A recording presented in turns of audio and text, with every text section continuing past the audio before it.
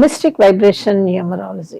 Numerology గురించి చాలా మందికి వచ్చే సందేహం ఏమిటి అంటే అండి, మేము పేరు కరెక్షన్ చేసుకున్నాము, ఎందుకు సక్సెస్ కాదు? అసలు న్యూమరాలజీలో సక్సెస్ ఉందా? చాలామంది వీడియోలు చూస్తామండి, చాలామందిని ఫాలో అవుతూ ఉంటాము, కానీ ఎక్కడా కూడా అది సింక్ అవ్వటం లేదు అని అంటూ ఉంటే నాకు అనిపించిన విషయం నేను చెప్తున్నా అండి. నేను న్యూమరాలజీలో సక్సెస్ ఉంటుంది అని చెప్తానండి. అంటే ఇదేదో నేను ఫ్యాన్ బేస్ని పెంచుకోవటానికో వ్యూవర్స్ అవన్నీ నాకు అవసరం లేదండి. లిటరల్లీ అవి నాకు అవసరం కూడా లేదు. నా పంథా ఎంతసేపు కనీసం ఒక్కరికైనా సరే మంచి అనేది ఏ కోణంలోంచి జరిగినా కూడా దట్ క్రెడిట్స్ గోస్ టు మీకు న్యూమరాలజీ. సో న్యూమరాలజీ అంటే ఏంటండి? ఎందుకు ఇన్ని కలిపేస్తున్నాం న్యూమరాలజీలో? అసలు న్యూమరాలజీ బ్యాక్గ్రౌండ్ ఏంటో మర్చిపోయి మన ఇష్టం వచ్చినట్లు చెప్పేస్తూ ఉంటే, అన్నీ కలిపేస్తూ ఉంటే అదొక కలగూర గంపలా తయారైంది. కానీ దాని ఇండివిజువాలిటీ నాకు తెలిసి ఒక 2 దశాబ్దాల నుంచి లేదండి. ఇది వస్తే అది, అదైతే ఇది అనమాట. వాస్తవానికి న్యూమరాలజీ అంటే ఏంటండి? న్యూమరాలజీ క్రియేట్ అయ్యిందే మీకు యూనివర్స్ లాస్ నుంచి. ఇవి ఎప్పుడూ గట్టిగానే ఉంటాయి కదా, ఒకళ్ళ కోసం మారవు, ఒకళ్ళ కోసం ఆల్టర్ కావు. అర్థమైందండి?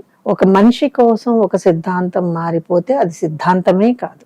అలాగా నెంబర్స్ని ఎవ్వరూ కూడా చెరపలేకపోయారు. మిగతావన్నీ అయిపోయినాయండి. ఎందుకంటే ఎప్పుడైతే మీరు దీనిలో అన్నెసెసరీ అన్వాంటెడ్ మెటీరియల్స్ మీరు ఇందులో వేశారో అయిపోయింది. వండర్ఫుల్ సబ్జెక్ట్ అండి. ఒక నెంబర్ చెప్తే ఒక మనిషి గురించి చెప్పటం అనేది నిజంగా అసలు ఆ థాట్కే నాకు చాలా గర్వం అనిపిస్తుంది. ఓకే, మనం నెంబర్స్ని డీల్ చేస్తున్నాం, మనం నెంబర్స్తో మాట్లాడుతున్నాం. ఒక నెంబర్ ద్వారా ఒక మనిషి జీవితాన్ని తెలుసుకోగలగటం, అది నా దృష్టిలో అయితే పూర్వజన్మ పుణ్యం అనొచ్చు, ఇంకేదన్నా అనొచ్చు. ఎంతో కష్టపడితే కానీ మనకి దీని మీద ఒక పావంతంటం కూడా ఎక్కువేనండి. 0.001% మనకి ఆ ఎక్సలెన్సీ రాదండి.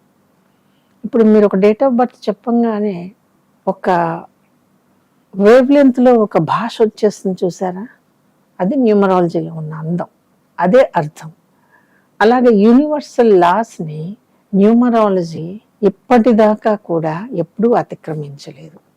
అందుకే మీ పేరుకి రకరకాల నెంబర్లు వేసుకుంటూ ఉంటే నాకు నవ్వొస్తూ ఉంటుందండి. ఈ సిద్ధాంతం అంటారు, ఆ సిద్ధాంతం అంటారు. అసలు యూనివర్సల్ సిద్ధాంతాలకి మనుషులు క్రియేట్ చేసిన ఏ సిద్ధాంతము పనికిరాదు. మీకు చేతనైతే, తెలుసుకోగలిగితే, మీరు రీసెర్చ్ చేయగలిగితే వాట్ ఈజ్ యూనివర్స్, అప్పుడు కదా మీకు అలా తెలిసేది. ఈవెన్ మనం నేల మీద నించుంటున్నాం, దెర్ ఈజ్ యూనివర్సల్ లా. ఆకాశంలో ఎగిరినంత మాత్రాన, ఫ్లైట్లో కూర్చున్నంత మాత్రాన మనం ఆకాశాన్ని శాసించేస్తామా అనే క్వశ్చన్కి ఇదే ఆన్సర్ అండి.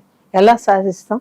మహా అయితే గంట. ఆ గంటలో కూడా మీరు అన్నీ బాగుంటే కదా కిందకు దిగుతారు, లేకపోతే ఏమవుతుందో కూడా తెలియదు.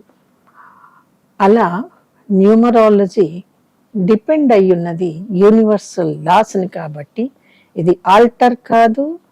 ఎవరైనా సొంతగా ఏదన్నా చెప్పాలని చూసినా అది న్యూమరాలజీ కాదు.